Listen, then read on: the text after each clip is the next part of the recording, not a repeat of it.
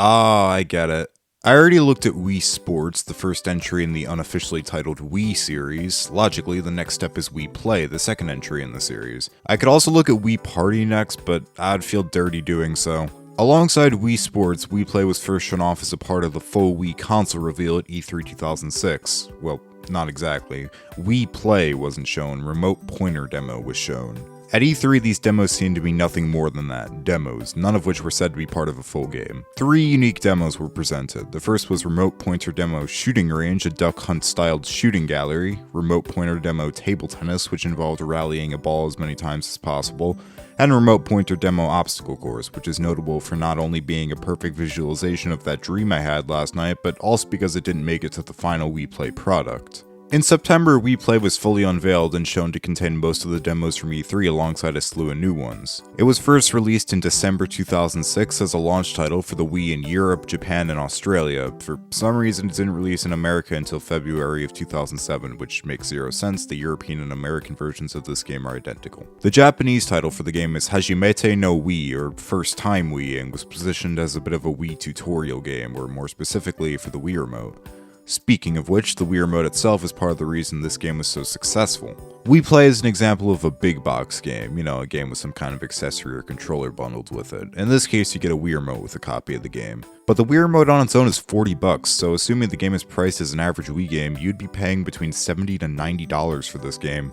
Well, think again, bucko, because Wii Play launched at only $50. A $10 game? Hot buttered popcorn, that's a deal! In this way, Wii Play was a game that was easily traceable back to Wii Sports, besides the fact they share serious assets and developers. Wii Sports was a super popular multiplayer game, but the problem was that each Wii only came with one remote. That meant you could only play bowling and golf in that game in multiplayer. But Wii Play gave you the opportunity to not only try a similar game, but also get a second remote to play more of Wii Sports with other people, and at a good price nonetheless. Like Wii Sports, Wii Play sold a ton, likely due to the included Wii mode, but is that the only reason, or was Wii Play widely perceived as a classic? Actually, that probably is the only reason, but the game could still be okay. Unlike Wii Sports, however, which had a focus on demonstrating the Wii Remote's motion controls, Wii Play's focuses on the birthmark on the top of each Wii Remote, the IR sensor, which is what's used for the Wii pointer. Wii Sports provided a pretty good demo of what the motion controls could be used for, so why not? Let's see what this little black rectangle can do. To quote the Wii Remote, A, B. The title screen music of Wii Play, while not as good as the Wii Sports theme, is nice on the ears. It's relaxing, it's chill. Also, I like how pushing A and B on the Wii Remote makes drum sounds so you can make a beat to the song. You'll notice from the player select screen that yes, Wii Play does reuse a lot of assets from Wii Sports. The Mii bodies, text font, pointer, even the way the title screen looked are all carried over from Sports. Makes sense since this game was developed right alongside Wii Sports. Wii Sports, Wii Play, Wii Fit, and Wii Music, of which the latter two will be given their own lookovers soon, were all developed as an internally titled pack project. In other words, 4 games with packs of themed minigames or elements. Wii Sports was internally named Sports Pack, Wii Play was Party Pack, Wii Fit Health Pack, and Wii Music Music Pack. All of these games had similar development teams, and since they use the same base, shared assets, art styles, etc. Wii Sports and Wii Play in particular stemmed from individual ideas from minigames, which could be divided into 2 subsets of games. But enough preamble, let's check out the first of the 9 minigames in Wii Play, Shooting Range. Despite its Windows XP-like appearance, Shooting Range is heavily based off of Duck Hunt on the NES, although here the ducks take a backseat in favor of a variety of other targets, with each of the 5 stages focusing on a specific target. Stage 1 has a bunch of multicolored balloons floating upwards. If you shoot balloons of the same color in succession, you actually get bonus points, and keeping a combo of shooting targets without missing nets you a bonus as well. Stage 2 has standard targets with single point and 3-point targets. And just like in real life, you want to avoid shooting yourself in the face since you lose 3 points. Stage 3 is another Duck Hunt callback in the form of clay pigeons, Stage 4 is a game of keepy uppy with some soda cans, and Stage 5 is an alien attack on my last 6 brain cells. Make that 2. Shooting Range is pretty fun. Despite its short length, it's a good demo of the Wii Remote pointer, even if it doesn't work as well as an original light gun. This is probably the closest we'll ever get to Duck Hunt 2, so it is a shame the ducks here are essentially relegated to cameos. The second game is Find Me, not to be confused with the Street Pass game of the same name.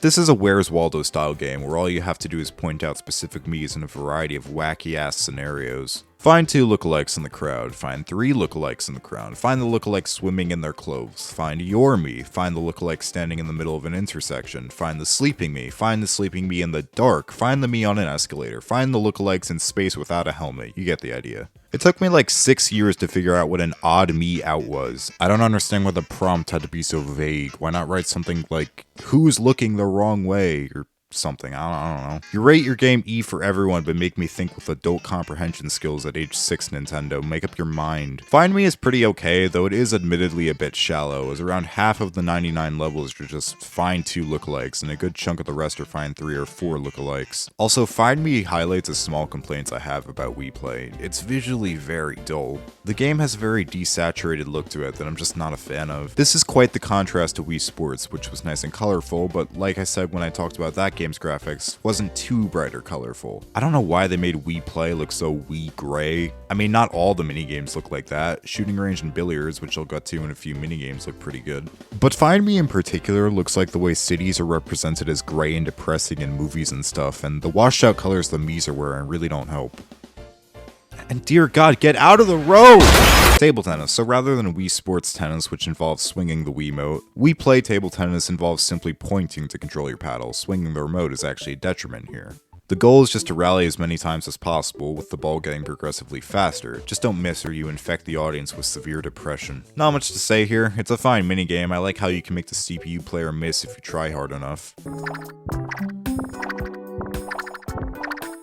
Somebody at Nintendo is paid to program this. Pose Me is more than what happens when you overdose on Flintstones gummies. It's also the reincarnation of Obstacle Course from E3 2006. Obstacle Course was almost entirely different from Pose Me, being a side-scrolling maze where you collect coins and try not to touch walls. Because of time constraints, Obstacle Course was repurposed into Pose Me, which has a similar control scheme but entirely different gameplay. The gameplay in question consists of matching your Mii's pose to bubbles, which have pose silhouettes in them. You switch poses with A and B. You can make your Mii become a wooden beam, impersonate Elon Musk, or make their arms become a staircase. The first few levels are painfully easy, only having you use one pose, but the later levels are insanely chaotic. My heart rate has never been faster, and no, the flowers in the background are not calming me down. Besides the regular bubbles, there are also rainbow bubbles, which temporarily freeze time so you can catch up amidst the chaos. Pose Me is actually pretty fun, especially in multiplayer, though failing towards the end of the 16 levels is definitely a bit rage-inducing. Not a fault of the game though, just a fact of life. Give me an L, give me an A, and then get lazy and give me a Zer hockey, because it's time for laser hockey. Laser hockey is essentially Pong with the added ability of moving forwards and backwards. You control a paperclip and use it to smack around the letter C, though by pressing A and B at the start of the game you have the option of using the power button logo. Honestly, this minigame just feels like filler. When you think about it, it's pretty much just table tennis, but from a different perspective. It can be kinda chaotic and fun when the puck starts moving faster, but this one's just kinda mediocre. I honestly would have preferred them just include the single level of obstacle course they had done, or even the conducting minigame shown at E3 instead, which, when you know it, was actually the original plan. Well, conducting wasn't going to be laser hockey, but it was originally going to be a part of Wii Play before being shifted over to Wii Music. We're at the halfway point now, so I might as well mention Wii Play's achievement system, for lack of a better term. Each minigame has medals: bronze, silver, gold, and platinum, just like Wii Sports' training medals. They're each earned by getting a certain score in each minigame. For example, the threshold for the gold medal on Shooting Range is 500 points. You don't get anything for earning the medals outside of a little congratulatory screen for getting each of a certain kind of medal, but they're a neat little goal, and some of the platinum medals are particularly challenging. Coming right up is Billiards, and in my opinion, it's the best game so far. This is a game of 9-ball pool, which for those who don't know, has rules which differ quite a bit from 8-ball. Here, instead of sinking each solid or striped ball and ending with the 8-ball, you have to hit each unpocketed ball in consecutive order with the cue ball. I don't know how else to explain it. Go on Wikipedia. I gave my Mii a clown nose. The controls here are comparable to Wii Sports bowling, as you hold the B button and pull back and then fire forward while letting go of B. There's some really nice feedback from the remote when you do so too, it feels just right. When I was little, I thought it was the funniest shit to launch the cue ball off the table, and you know what? Still is.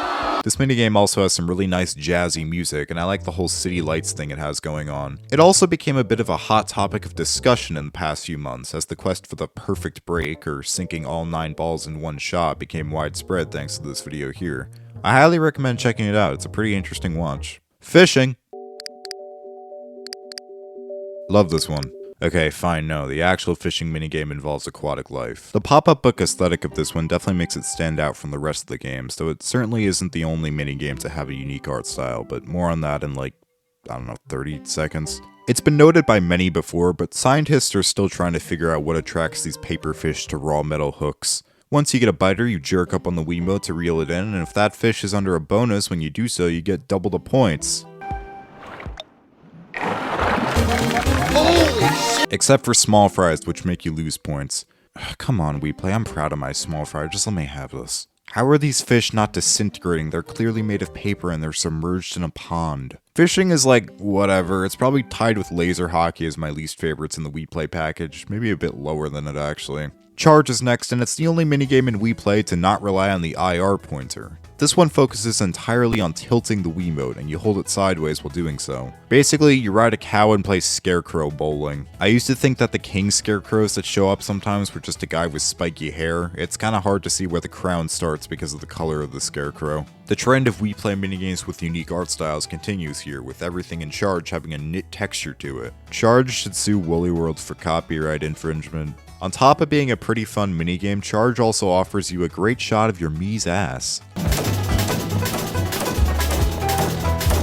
Alright, final minigame, Tanks. This is the only minigame in WePlay to support the nunchuck, which gives you analog control. You also have the option of using the D-pad and the Wiimote, which I used to do all the time, but trying to do it now, holy sh**, this is so uncomfortable, how did I live with this? In this one, you go through a bunch of missions as a tank taking down a variety of other tanks, with many having their own abilities and attributes specific to them. For example, these yellow ones drop mines. You can fire up to 5 bullets at a time, which can each ricochet once before exploding, and you can also drop the aforementioned mines, which explode when shot or touched, and can even be used to destroy certain walls. The difficulty of tanks is no joke, especially in the later missions. I still have yet to clear the main 20 missions, let alone the 80 you unlock after you finish those 20. This is by far the most popular minigame in WePlay. It's inspired countless fan games, mod packs, videos, etc. And yeah, I agree, this one is a great time. But it's not my favorite in WePlay. That honor goes to Billiards. That's pretty much a wrap for WePlay. Yeah, not nearly as much to talk about as Wii Sports, but remember, this was a $10 game, and a tech demo at that. It's understandable for it to be light on content. While not all the minigames are home runs, some of them are really enjoyable and novel showcases of the IR pointer technology. Shooting Range is a great opener, and Tanks is a great finale with a surprising amount of depth. You know what, f*** it, WePlay minigame ranking. Number 9, Fishing. It's not bad per se, just very mediocre. I don't have much of a desire to go back to it. Number 8, Laser Hockey. Like I said, it feels like filler and doesn't really need to be here with table tennis. Number 7, Charge. It's okay, but too short and not enough variety. Number 6, Find Me. A bit better than Charge, but too repetitive. Number 5, Pose Me. Pretty chaotic fun. Number 4, Table Tennis. Going for a high rally is pretty addictive. Number 3, Shooting Range. A great demo of the pointer and a neat callback to Duck Hunt. Number 2, Tanks. Iconic, challenging, well-designed, and surprisingly in-depth. And number 1, Billiards. A classic that's easy to understand, a ton of fun, and has great controls and snazzy music. I will now be arming myself with bulletproof skin to protect myself from attacks that will inevitably be launched on me because of my ranking of Tanks at number 2 rather than number 1. I couldn't afford the skin surgery, so I settled for metal plates glued to myself. Airport security hates me.